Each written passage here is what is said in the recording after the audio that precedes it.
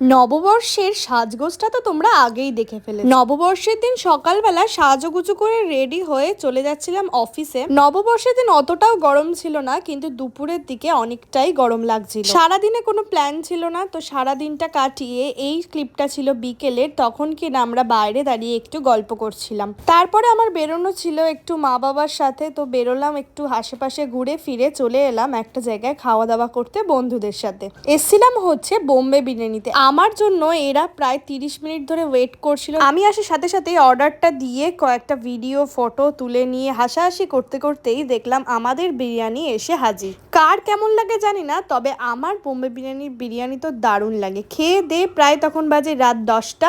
তারপরে তাড়াতাড়ি করে টোটো ধরতে যাচ্ছিলাম, কারণ যাতে আমরা ট্রেনটা পেয়ে যাই বাড়ি ফেরার। ট্রেন ধরতে অনেকটাই লেট হয়ে যাচ্ছিল, কারণ আমরা রাস্তায় দাঁড়িয়ে প্রচুর ফটোজ তুলে নিয়েছিলাম। তো চলো আমি যাই দৌড়ে দৌড়ে ট্রেন ধরতে। আজকের জন্য এতটাই থাকলো, টাটা।